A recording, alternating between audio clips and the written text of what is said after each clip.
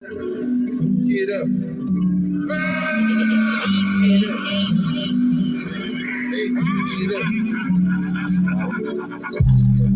Money moves on the books, nigga don't mind me. From the ticket to see every day, I'm clean. Get it to the bank, nigga. Thing, low key. Shout time, shout time, shout time. Get up. Shout time, shout time, shout time. Get up. Shout time, shout time, shout time. Get up. Shout time, wake your game up too. Trap on the back street. Met a whole bitch named Ashley.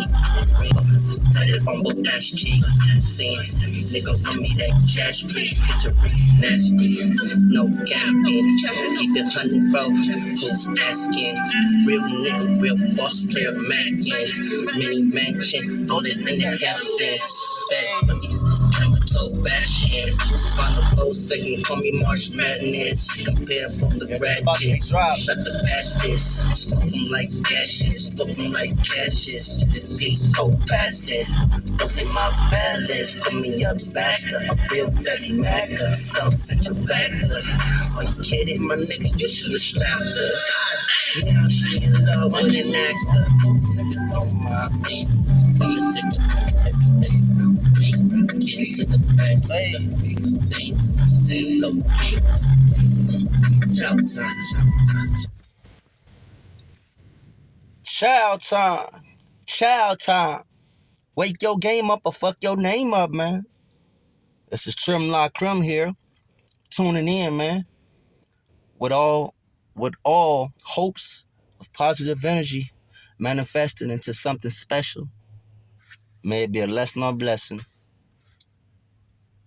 You know, it's beautiful because I woke up this morning hella early, like 4 o'clock this morning, man, and I was focused in on, working out, reading a little bit, getting some therapy going on before the world, got to going.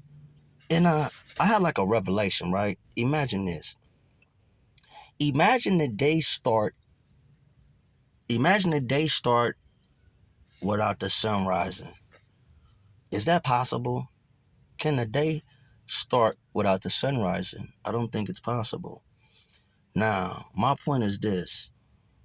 Everything we do in life, there's steps and stages of the development in order to get to where you're trying to get to. In other words, when you first wake up, you wash your face, you brush your teeth, you put your socks, your shoes, etc., etc. Everything you do it accordingly.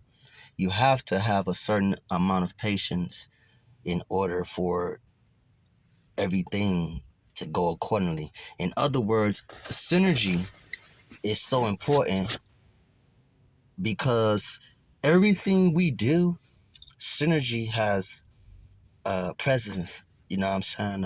In other words, in order for my arm to work, to be able to lift something, if I had a warehouse job, shipping and receiving, my arm would have to synergize with this ligament and with this arm and with this wrist and with these fingers. They have to work together. And so my point is we have to have that concept of togetherness. You know what I'm saying? Because each one teach one. See, when you have the win-win mentality, you want everybody to succeed around you. And this correlates into where when Tiny Keith, I don't know if you guys have been tuning in, but when my homeboy came to the cell after everybody was released from their duties for count time, episode 6, he came to the cell and we made the eye contact. It was hella emotional. It was more of a nostalgic reaction to something that I felt like I shouldn't have said. In other words, I shouldn't have made all those pacts with the homie. I shouldn't have told him all these positive things that I plan on doing if I didn't even get out and do anything. I didn't even have a chance, but I didn't put forth the effort neither.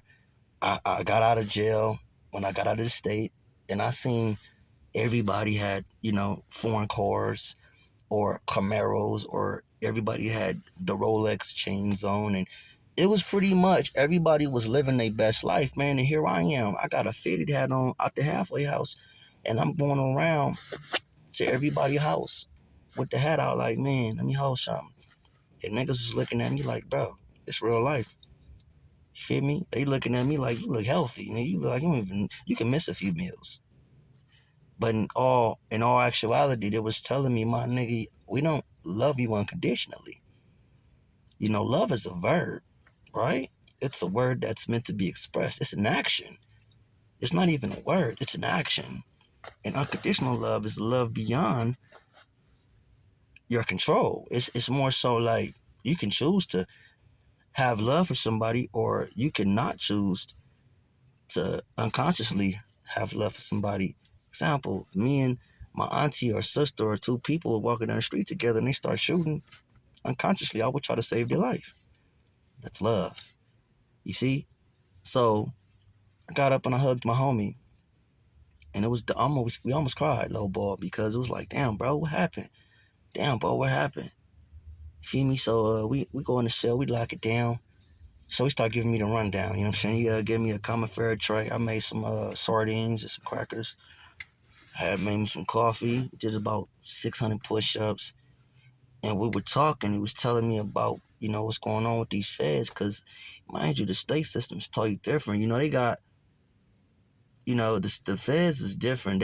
The state don't got shots, you know what I'm saying? They got write-ups and vice versa, you know what I'm saying? And it's like everything is different. I'd had to like readjust myself when I went to the feds because, example, the feds don't have TVs in their cell. They have TVs in the cell. The feds have a TV area.